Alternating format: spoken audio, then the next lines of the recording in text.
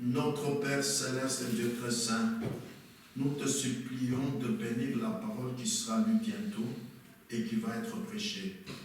Ô Père, envoie le Saint-Esprit, qu'il donne l'interprétation spirituelle à chacun de nous qui va écouter cette prédication.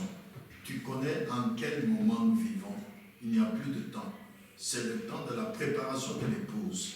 Alors, cette préparation ne peut pas se faire sans le Saint-Esprit. Envoie le Saint-Esprit à chacun de nous, Seigneur. Celui qui a un besoin quelconque dans son cœur, tu es Dieu, tu le sais déjà. Alors, Père Tout-Puissant, attire-le vers toi, attire la sœur vers toi, afin de recevoir maintenant, Seigneur, la réponse à ce dont il te demande. Parce que tu as dit dans ta parole, demandez, on vous donnera. Je te le demande avec foi, au nom de Jésus-Christ. Amen. Tant que vous êtes debout, ouvrons nos Bibles. Nous lirons dans Jean chapitre 4, versets 13 à 19. J'ai eu des entretiens téléphoniques à l'étranger avec des frères qui vous ont salué au nom de Jésus-Christ. Il y a frère Kazadi, pasteur de l'Assemblée de Lubumbashi, qui vous a tous salué au nom de Jésus-Christ. Il y a aussi frère Kampande, diacre à l'Assemblée de Lubumbashi, qui vous a tous salué au nom de Jésus-Christ. Et enfin, il y a eu frère John Kapia, que vous connaissez bien, de l'Angleterre, qui vous a tous salué au nom de Jésus-Christ. Amen. Nous lirons dans l'Évangile selon Jean, chapitre 4, versets 13 à 19. Jean, chapitre 4, versets 13 à 19, je lis la parole de Dieu. Jésus lui répondit, quiconque boit de cette eau aura encore soif. Mais celui qui boira de l'eau que je lui donnerai n'aura jamais soif. Et l'eau que je lui donnerai deviendra en lui une source d'eau qui jaillira jusque dans la vie éternelle. La femme lui dit, Seigneur, donne-moi de cette eau, afin que je n'aie plus soif et que je ne vienne plus puiser ici. Va, lui dit Jésus, appelle ton mari et viens ici. La femme répondit, je n'ai point de mari.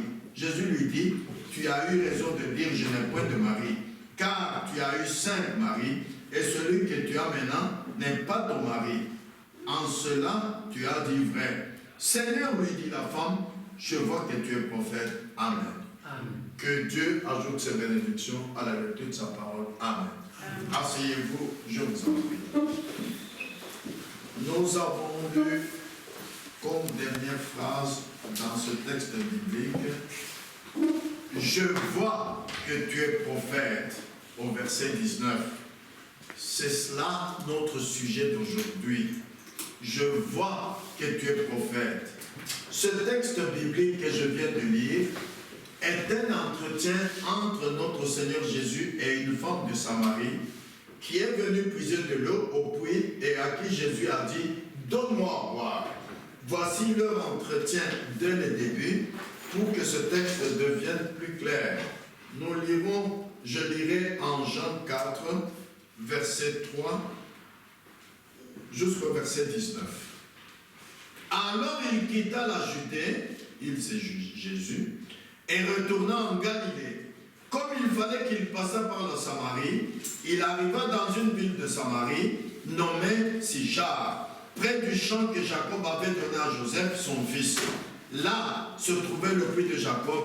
Jésus, fatigué du voyage, était assis au bord du puits. C'était environ la 6e heure. Une femme de Samarie vint puiser de l'eau. Jésus lui dit, donne-moi à boire. Car ses disciples étaient allés à la ville pour acheter des vivres. La femme samaritaine lui dit, comment toi qui es juif, me demandes-tu à boire à moi qui suis une femme samaritaine? Les Juifs, en effet, n'ont pas de relation avec les Samaritains. Jésus lui répondit, si tu connaissais le don de Dieu, et qui est celui qui te dit, donne-moi à boire, tu l'aurais toi-même demandé à boire, et il t'aurait donné de l'eau vive. Seigneur, lui dit la femme, tu n'as rien pour puiser, et le puits est profond. D'où aurais-tu donc cette eau vive? Es-tu plus grand que notre père Jacob, qui nous a donné ce puits, et qui en a bu lui-même, ainsi que ses fils et ses troupeaux? Jésus lui répondit, quiconque boit de cette eau aura encore soif. Mais celui qui boira de l'eau que je lui donnerai n'aura jamais soif. Et l'eau que je lui donnerai deviendra en lui une source d'eau qui jaillira jusque dans la vie éternelle. La femme lui dit, Seigneur, donne-moi de cette eau, afin que je n'aie plus soif et que je ne vienne plus puiser ici. Va, lui dit Jésus, appelle ton mari et viens ici. La femme répondit, je n'ai point de mari. Jésus lui dit, tu as eu raison de dire, je n'ai point de mari, car tu as eu 5 maris, et celui que tu as maintenant n'est pas ton mari. En cela tu as dit vrai. Seigneur, lui dit la femme, je vois que tu es prophète. Amen. Amen. Cette femme samaritaine ne connaissait pas qui est cet homme qui lui demandait à boire. Pour elle, Jésus qui lui demandait à boire était juif. C'est pourquoi elle dit à Jésus, qui lui a demandé à boire, en Jean 4, verset 9, je lis, comment toi, qui es juif, me demandes-tu à boire, à moi qui suis une femme samaritaine? Les Juifs, en effet, n'ont pas de relation avec les Samaritains. Et Jésus, en confirmant que cette femme ne le connaît pas, a répondu ceci à la femme. Je lis maintenant Jean 4, verset 10. Voici la réponse de Jésus. Jésus lui répondit, si tu connaissais le don de Dieu, et qui est celui qui te dit, donne-moi à boire? Voilà, Jésus confirme à cette femme que tu ne me connais pas. Voyez, tu lui aurais toi-même demandé à boire et il t'aurait donné de l'eau vive. Alors, après que notre Seigneur Jésus a répondu à cette femme en lui faisant la reproche, selon Jean 4, 10 que je viens de lire, en disant, si tu connaissais le don de Dieu, et qui est cet homme, qui est celui qui te dit, donne-moi à boire, c'est toi qui tu lui aurais demandé à boire, et il t'aurait donné de l'eau vive. Cette femme entendit et reconnut cette parole de Jésus, qu'elle est devant le Seigneur. Et elle a agi en conséquence en appelant Jésus dès maintenant Seigneur. Vous voyez, cette femme qui ne connaissait pas cet homme qui lui a demandé à boire, il a fallu que cet homme parle quelques phrases seulement. Cela a fait que cette femme entende ces paroles et reconnaisse cet homme, qu'il est le Seigneur, et a agi en conséquence en appelant dès maintenant Jésus Seigneur. C'est ce que nous lisons dans Jean 4, 11. Seigneur, lui dit la femme, tu n'as rien pour puiser. En Jean 4, 15, la femme lui dit, Seigneur, donne-moi de cette eau. Tu vois, son langage a changé. 4, 19, Seigneur, lui dit la femme, je vois que tu es prophète. Maintenant, cette femme appelle Jésus Seigneur. Ceci nous rappelle l'enseignement que nous avons eu dans le message, entendre, reconnaître et agir. Beaucoup entendent, mais ne reconnaissent pas qu'est-ce que Dieu a voulu leur dire dans ce qu'ils ont entendu. Beaucoup entendent, ne reconnaissant pas ce qu'ils ont entendu, n'agissent pas en conséquence. Donc, beaucoup viennent à l'église comme s'il allait dans une salle de réunion avec les hommes du monde, et il entre, il sort, il rentre comme il était venu. Ce n'est pas le cas de l'église. Dieu a dit que là où 2 ou 3 sont assemblés à mon nom, je suis parmi eux. Alors, quand vous venez dans la maison de Dieu, écoutez la prédication, c'est pour écouter la voix du Saint-Esprit qui te parle. Amen. Et cette femme samaritaine, après avoir dialogué avec Jésus, qu'elle reconnaît désormais qu'il est le Seigneur, et après que le Seigneur lui a révélé ce qu'était son problème, elle dit, Seigneur, je vois que tu es prophète. Regardez quel était le problème de la femme dans Jean 4, versets 16 à 19. Quand elle a dit, Seigneur, donne-moi de cette eau, afin que je n'aie plus soif et que je ne vienne plus puiser ici, Maintenant, Jésus révèle son problème. Va, lui dit Jésus, appelle ton mari et viens ici. La femme répondit, je n'ai point de mari. Jésus lui dit, tu as eu raison de dire, je n'ai point de mari, car tu as eu 5 maris, et celui que tu as maintenant n'est pas ton mari, en cela tu as dit vrai. Seigneur, lui dit la femme, je vois que tu es prophète. Alléluia. Frères et sœurs, le prophète connaît le cœur. Rappelez-vous quand Jésus, dont la femme ici vient de reconnaître qu'il est le prophète, réellement Jésus est prophète. Quand Nathanaël, quand Pierre est venu vers Jésus la première fois, Jésus lui a dit son nom et le nom de son père. C'est dans Jean 1. Quand Nathanaël est venu vers Jésus la première fois, il lui a dit, voici un homme d'Israël, un enfant d'Israël, en qui il n'y a pas de fraude. Et Nathanaël a dit, comment me connais-tu? Il a dit, avant que tu viennes ici, quand tu étais sous le figuier, je t'ai vu.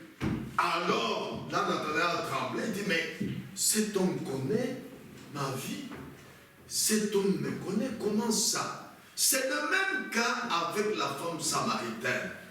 Ce Jésus que nous adorons, ce Jésus en qui nous croyons, nous ne devons pas lui cacher des choses. Non. Il te connaît avant que tu sois venu ici. Il te connaît avant que tu sois né. Maintenant, voilà la femme samaritaine. Comme elle croyait maintenant que Jésus est prophète, ayant laissé sa cruche, elle s'en alla dans la ville dire cela aux gens. Nous lisons dans Jean 4, verset 29 à 30. Elle agit encore en conséquence, en reconnaissant ce qu'elle a entendu. Elle a agi en conséquence. Nous lisons dans Jean chapitre 4, verset 28 jusqu'au verset 30. Je lis. Alors la femme, ayant laissé sa cruche, s'en alla dans la ville et dit aux gens, venez voir un homme qui m'a dit tout ce que j'ai fait. Ne serait-ce pas le Christ? Ils sortirent de la ville et ils vinrent vers lui. Amen. Oh, frères et sœurs. 2 Timothée chapitre 3, 16 déclare, toute écriture est inspirée et utile pour enseigner, pour instruire. Alors, en entendant ce qui se passe entre Jésus et la femme samaritaine, qu'est-ce que cela nous enseigne? Nous ne devons pas nous contenter de ce que Dieu a fait hier. Non. La femme samaritaine n'est plus là. Elle est déjà morte. Mais maintenant, l'esprit de la femme samaritaine n'est pas mort. Il est là. Qu'est-ce que Dieu a voulu nous enseigner dans cette conversation entre Jésus et la femme samaritaine? Dans cette demande d'eau à boire de Jésus vers la femme samaritaine qui puisait de l'eau. Amen. Amen. Cette femme samaritaine, sa réaction devant Jésus, qu'est-ce que cela nous enseigne? Voici ce que cela nous enseigne. Nous avons reçu cet enseignement biblique dernièrement dans le message par la Sainte Montagne au paragraphe 5 qui déclare ceci. La grande chose que nous recherchons dans tout réveil, il y a 4 points, mais je ne prendrai que le premier point que la femme samaritaine vient de vivre. C'est 1. Amener les âmes perdues à Christ. Ah! Relisons encore ce que la femme samaritaine a fait dans Jean 4, 28 jusqu'à 30. Alors la femme, ayant laissé sa cruche, s'en alla dans la ville et dit aux gens, venez voir un homme qui m'a dit tout ce que j'ai fait, ne serait-ce pas le Christ. Mais si tu n'as pas l'interprétation spirituelle, tu diras, mais cette femme est folle. Pourquoi aller dire à d'autres gens ce que Jésus a fait pour elle? Ça les intéresse en quoi? Ça les intéresse à venir voir celui qui peut lire dans ta vie privée, celui qui peut lire dans ton cœur. Ça vous intéresserait à attirer les gens vers Christ qui t'a sauvé. Tu n'es pas le seul qui doit être sauvé. D'autres âmes qui sont encore perdues ont besoin de Christ. C'est à toi d'attirer ces âmes perdues à Christ. Ne dis pas, oh, il est dans l'église catholique, je ne lui dis pas. Non, la Bible dit que ceux qu'il a prédestinés, ceux qu'il a connus avant la fondation du monde, il les a prédestinés à être ses enfants. Et ceux qu'il a prédestinés, il les a aussi appelés. Ceux qu'il a appelés, il les a aussi justifiés. Ceux qu'il a justifiés, il les a glorifiés. Peu importe l'église à laquelle une personne appartient, si cette personne est un enfant de Dieu prédestiné, il attend, comme la femme samaritaine, d'entendre un jour un son clair de la parole de Dieu. Quand un chien entend la voix d'un autre chien aboyer, il reconnaît que c'est un chien de la même nature que moi. De la même manière, un enfant de Dieu prédestiné, qu'il soit chez les catholiques, chez les pentecôtistes, chez les presbytériens, chez les témoins de Jéhovah, il attend seulement d'entendre le son de la parole de Dieu, il le connaîtra. Ah, ça, je connais ce son-là. Parce qu'il est prédestiné. Amen. Amen. Voilà ce que Dieu vous demande de faire. Nous continuons. Quand cette femme a dit, venez voir l'homme qui m'a dit ce que j'ai fait, ne serait-ce point de Christ, écoutez la suite. Dans Jean 4, 39 à 42, je lis. Plusieurs Samaritains de cette ville crurent en Jésus à cause de cette déclaration formelle de la femme. Il m'a dit tout ce que j'ai fait. Ah! Voilà ce que souvent vous ne faites pas. Vous venez à l'assemblée pour vous-même. Dieu fait des choses pour vous. Vous n'en parlez pas à vos voisins.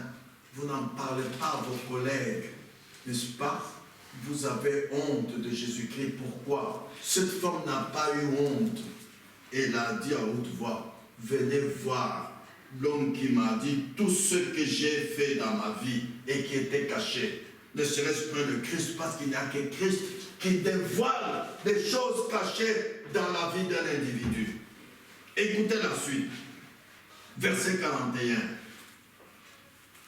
Un beaucoup plus grand nombre crurent à cause de sa parole. Et il disait à la femme, ce n'est plus à cause de ce que tu as dit que nous croyons, car nous l'avons entendu nous-mêmes et nous savons qu'il est vraiment le sauveur du monde. Amen. Amen. Alléluia. Frères et sœurs, maintenant écoutez ceci, la suite de ceci dans le message, la préparation, au paragraphe 40. Nous lisons ceci. Le problème se trouve chez vous. Vous cherchez à vous cantonner dans le passé et dire, autrefois le jour de la Pentecôte, telle chose était arrivée. Autrefois ils avaient telle chose. Vous cherchez à amener les gens qui ont froid à se réchauffer devant un feu peint. On ne peut pas se réchauffer devant une image. Ce qu'ils avaient, c'était bien. Mais le problème, c'est ce que vous avez maintenant. C'est ça. Parler de la théologie, c'est ce que ces autres ont fait là dans le passé. Ce qu'il a été là-bas, ce que Dieu a été là-bas, c'est exactement ce qu'il est aujourd'hui.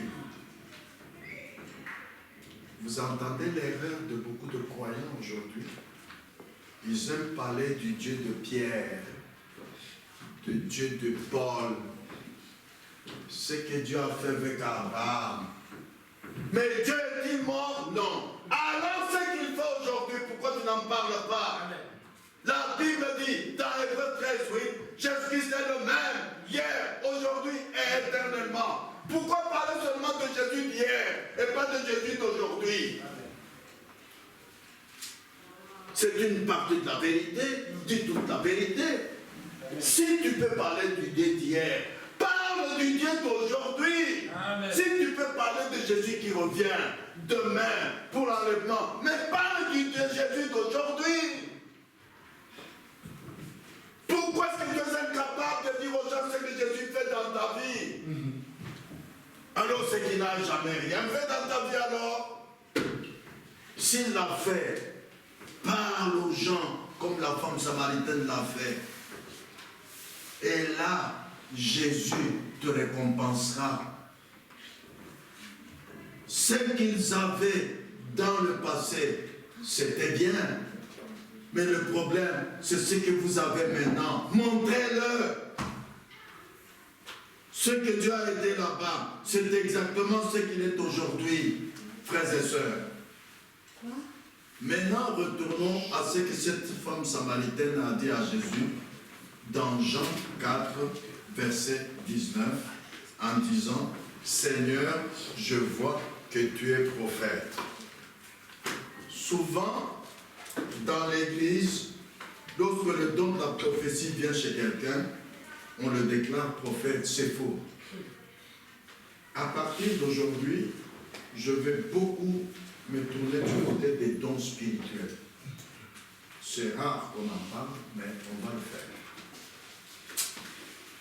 Souvent dans l'église, lorsque le don de la profession opère dans la vie de quelqu'un, on dit qu'il est prophète. C'est tout faux. Voyons ce que la parole de Dieu enseigne sur un prophète et le don de prophétie.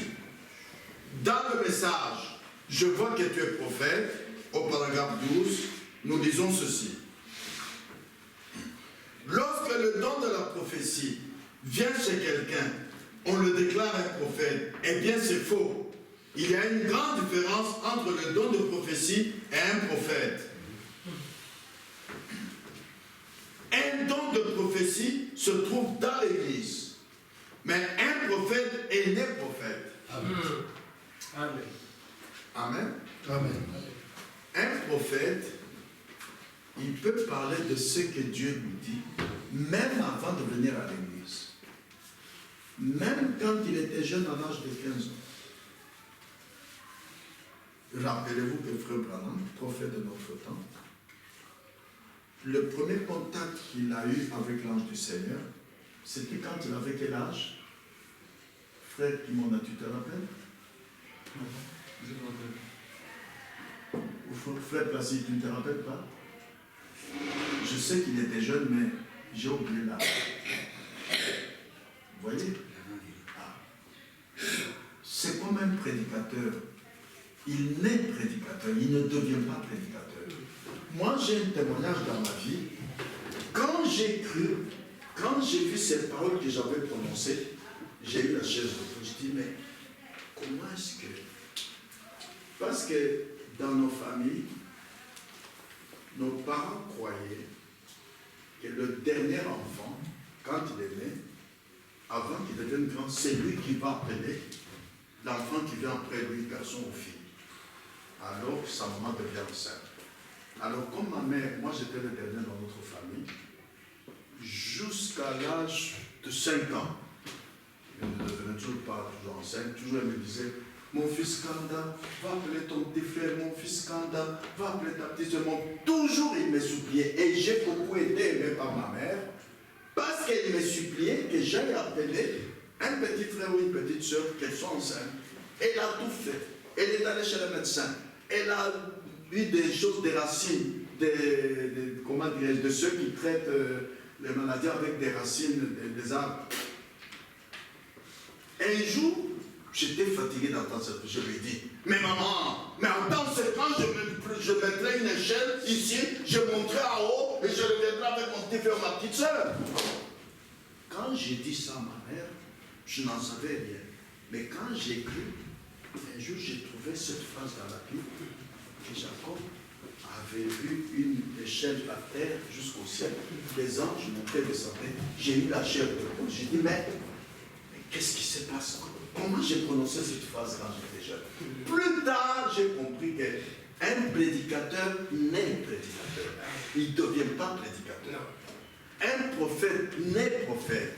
Il ne devient pas prophète. Mais un don de prophétie, tu l'as à l'église. Amen. Après la prédication sous onction, tu peux parler et prophétiser. C'est différent du don de prophète. Amen. Amen. Il continue dit ceci. Lorsque le don de prophétie opère, cela ne peut pas être reçu avant que 2 ou 3 ne le jugent, pour voir si c'est vrai ou pas. Ah, ici je m'arrête encore. Frères et sœurs, comme pendant un temps, je vais vous parler sur les dons spirituels.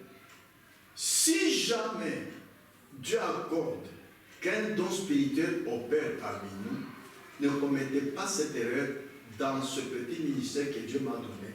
Je l'ai déjà eu dans beaucoup d'assemblées. Un don de prophétie, c'est-à-dire parler la langue avec interprétation, si ce n'est pas conforme à la Bible, nous jetons. Amen. Je vous donne un exemple. Un jour, je prêchais à Kinshasa, dans une assemblée. Après, il y a eu un parler la langue, deuxième, troisième, quatrième. Les gens étaient contents. À la fin, vous savez, c'est pendant la prière. À la fin, quand j'ai dit, il y a eu des parents, c'est bien, mais il faut jeter, ça ne vient pas de Dieu parce qu'il y en a eu 4. J'ai eu des problèmes. Après, à la sortie, les frères se m'ont dit, mais comment tu as jeté mon don? Ce qui a pas dit, mes frères, ce n'est pas ton don, c'est le don du Saint-Esprit. Mais d'abord, je te dis que ce n'était pas biblique, comme il y en avait 4. Même si vous avez prophétisé avec interprétation et la chose arrive, on jette. C'est l'imitation du diable. Le diable imite tout, sauf l'amour. Oh non, j'ai dit, écoutez, allez voir votre pasteur, moi je m'arrête là. Un deuxième est venu, un troisième, une sœur est venue. J'ai eu tout un groupe de gens. Même à Lubumbashi, un jour c'est arrivé aussi. Je vous en supplie, suivez les instructions bibliques. Je vais vous les lire dans la Bible tantôt. Quand un don spirituel opère, ça doit être à 100% conforme à la Bible. Sinon, nous ne prenons pas. Exemple, une sœur qui parle la langue avec une jupe au genou, nous jetons. Amen. Ça ne vient pas de Dieu. Amen. C'est pourquoi, dans l'opération des dons spirituels, il y a beaucoup de choses qui vont entrer maintenant en opération. C'est pourquoi la Bible dit, lisons ensemble, Actes. Actes chapitre 3, 4, verset 32. La multitude de ceux qui avaient cru n'était qu'un cœur et qu'une âme. Verset 33. Les apôtres rendaient avec beaucoup de force témoignage de la résurrection du Seigneur Jésus et une grande grâce reposait sur eux tous. Si nous ne croyons pas la Bible de la même manière maintenant, tant qu'il n'y a pas l'opération de don spirituel, frère Placide, on est tranquille. Mes sœurs, si tu ne portes pas ta jupe de la manière que moi je crois que la Bible dit, que la jupe doit aller jusqu'aux chevilles, et que tu prophétises, tu parles en langue avec interprétation, même si la chose que tu as dit t'arrive, moi je vais jeter ça, ça ne vient pas de Dieu. Pourquoi? Tu n'es pas en ordre avec la parole de Dieu. Nous devons être qu'un cœur et qu'une âme. Je vous ai parlé la fois passée des canards qui quittent l'Europe pour aller vers l'Afrique en hiver parce que le froid arrive. Quand vous regardez ces canards, ils ont le même plumage. Tous suivent leur conducteur là devant. Il tourne à gauche, tourne à gauche, il ne dit pas, oh mais peut-être qu'il est en erreur. Non, non, non, non, non, non. Jésus a dit, si vous ne croyez pas quand je vous ai parlé des choses terrestres, comment croirez-vous quand je vous parle des choses célestes? Si tout le monde ne croit pas au prédicateur, d'ailleurs, les prédications suivantes, je vais vous parler beaucoup sur le prédicateur. Si tout le monde ne croit pas que ce prédicateur est envoyé de Dieu, et nous devons croire ce qu'il dit, pas lui il dit A, moi j'ai dit B, ça ne va pas, il y a quelque chose qui ne va pas. Florent dit que si quelqu'un connaît plus que son pasteur, il y a quelque chose qui ne va pas. Si les canards qui s'en vont, maintenant le conducteur dit, maintenant nous atterrissons, ils atterrissent, ils boivent de l'eau, ils mangent, et ils redécollent, ils partent, il y en a tous pas, il y en a un qui traîne d'une girafe. Après, il dit, il ne va plus le retrouver, il est perdu. Parce que le canard là qui est resté n'est pas le conducteur. Il devait suivre le conducteur. Nous arrivons maintenant à un endroit où nous devrions voir les choses de la même manière. Sœur, la manière que tu fais les cheveux doit être biblique. Si ce n'est pas biblique, que tu parles en langue avec interprétation, nous n'allons pas prendre. Amen. Amen. Si tu as des confusions sur la manière que tu vis, mais pose la question au prédicateur après le culte. Que vous puissiez voir les choses de la même manière. Voyez? Parce que nous savons que lorsque le don de prophétie opère, cela ne peut pas être reçu avant que 2 ou 3 ne le jugent. S'il y avait un parler en langue, je dois faire une interprétation. Après le culte, je vais appeler, comme il y a 2 prédicateurs, frère Placide vient, frère Jean-Claude Kimona vient. Comment tu juges le parler en langue? Je vous dirai, c'est bien, il y a le parler en langue, mais vous aurez la suite, la prochaine prédication de mardi, pas aujourd'hui. Alors, ils vont dire non, moi je veux que ça ne vienne pas de Dieu. Lui dit, je crois. Quand nous allons nous entendre, nous 3, mardi, on vous donne la réponse. La réponse ne vient pas de vous. La réponse vient des juges. Les juges sont les prédicateurs ou les frères en Christ qui sont parmi vous, qui sont nés de nouveau, baptisés du Saint-Esprit, qui vont juger si l'opération de ce don qui s'est fait en toi est de Dieu ou pas. Un prophète, au singulier, né prophète, il vient étant prophète. Tout ce qu'il dit au nom du Seigneur est absolument la vérité s'il prophétise. Eh bien, vous direz, là c'est pour l'Ancien Testament. Non! Il y avait des prophètes dans le Nouveau Testament. Vous avez Agabus et beaucoup d'autres étaient des prophètes du Nouveau Testament. Mais maintenant, cela ne se transmet pas par l'imposition des mains. Un prophète n'est pas prophète parce qu'on lui a imposé les mains. Je sais qu'on pense, ce qu'on pense au sujet des anciens là, mais c'est comme un jeune garçon qui s'est levé dans une église. On sait qu'il va devenir un prédicateur. On voit le don opérant en lui et tout comme cela. On lui impose les mains pour l'ordonner. C'est pourquoi on impose les mains. Vous voyez? Écoutez la suite, frères et sœurs.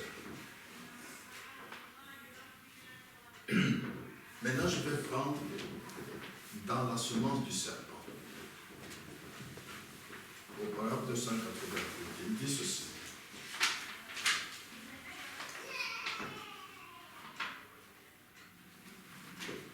Tout homme, s'il a une révélation de quelque sorte, ou qu'il dit quoi que ce soit, ou une doctrine quelconque qui ne s'accorde pas et ne s'occupe pas de cette Bible, d'un bout à l'autre de toute l'écriture, il a tort.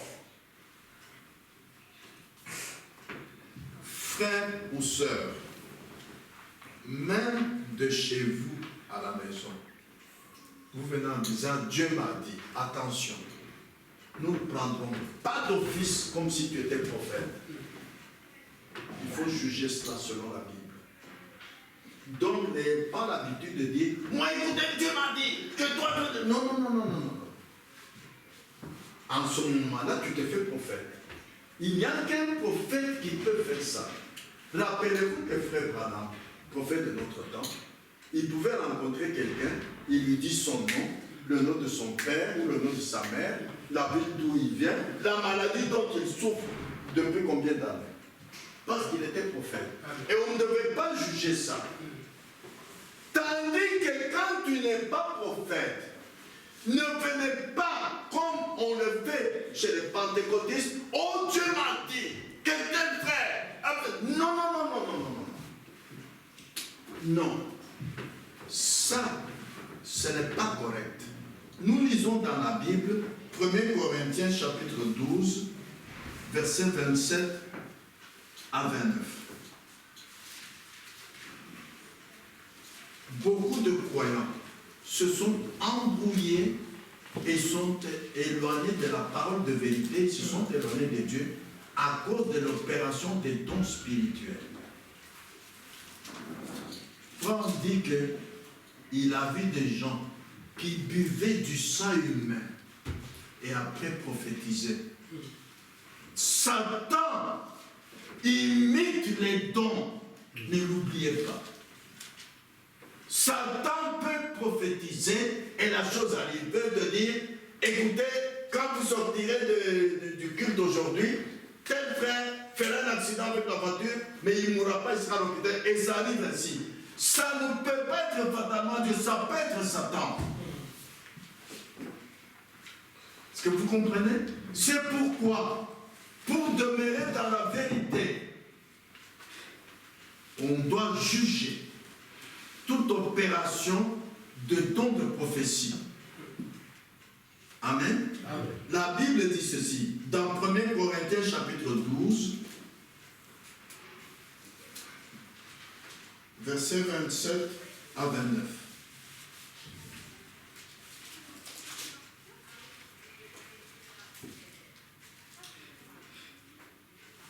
Premier Corinthiens 12.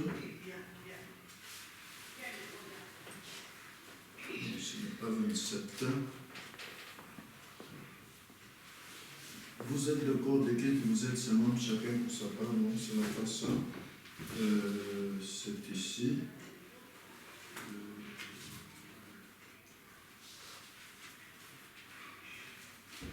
Corinthiens 14.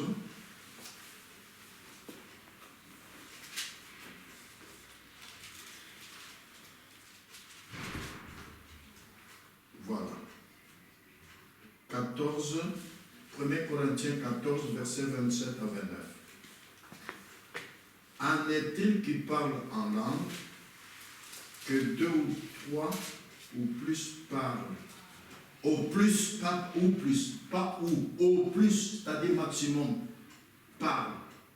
Vous voyez là où j'ai eu des complications avec déjà 2 assemblées en Afrique.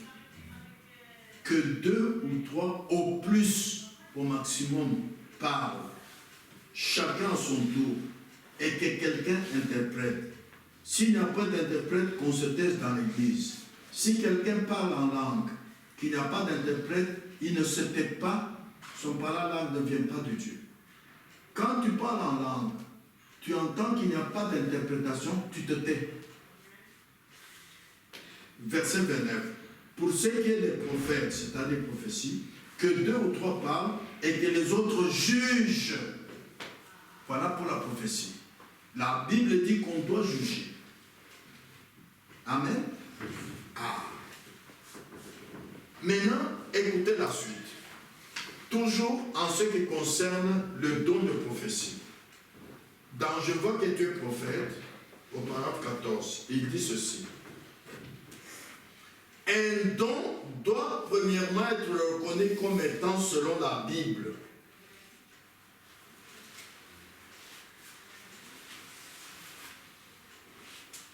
Un don de prophétie, le don de discernement, le don de sagesse, le don de connaissance, toutes les choses sont des dons divins qui sont placés dans l'Église. Vous voyez? Ah. Oh Dieu, écoutez maintenant.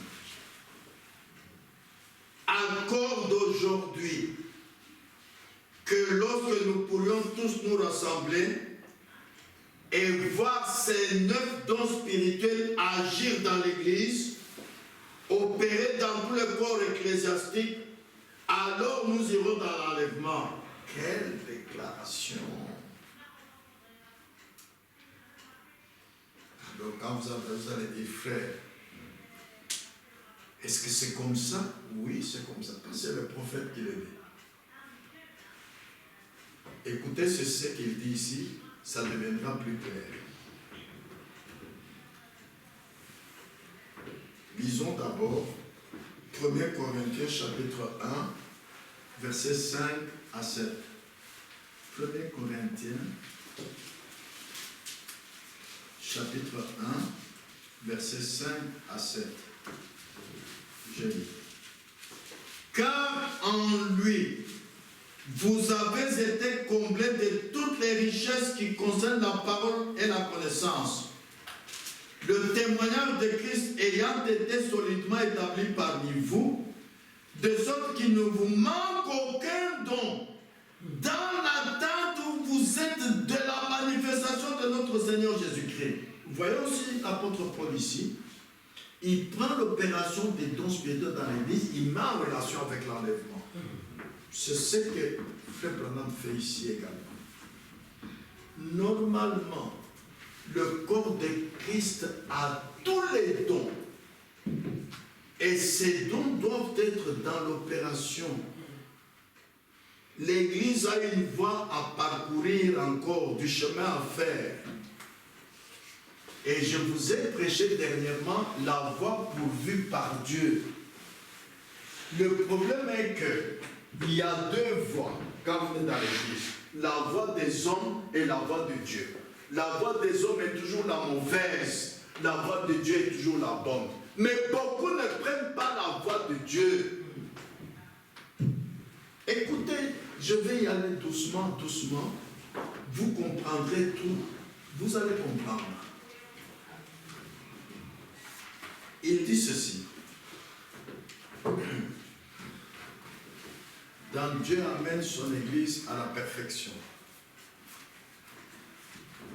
Au paragraphe 20, il dit ceci. Satan n'a aucun droit sur quoi que ce soit, il n'est qu'un trompeur. Tout se trouve entre les mains de l'Église et du croyant. C'est conforme à ce que l'apôtre Paul a dit, n'est-ce pas? De sorte qu'il ne vous manque aucun don. Tout se trouve entre la main de l'Église de Dieu et du croyant. Vous allez dire, mais frère, ça, non, ça ne fait pas peur. Mon frère Jean-Claude, quand tu avais 5 ans, tu avais la barbe? Non. Mais pourtant, il était là. N'est-ce pas? Il fallait seulement continuer à manger comme les gens mangent, vivre comme les gens vivent, ne pas mourir, jusqu'à ce que la barbe apparaisse. La même chose avec les dons spirituels. Ils sont là. Ils sont là. Vous devez seulement croire qu'ils sont là. Amen. Parce que Dieu, avec la foi, il n'aime pas le doute. Qui vous doutez que dans cette église il n'y a pas de don, alors là, ce n'est plus la foi.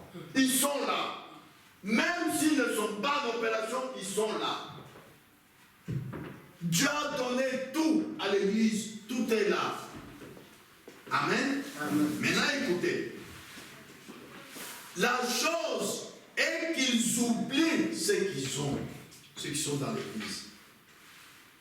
Ils se disent, eh bien, je ne sais pas, mon frère.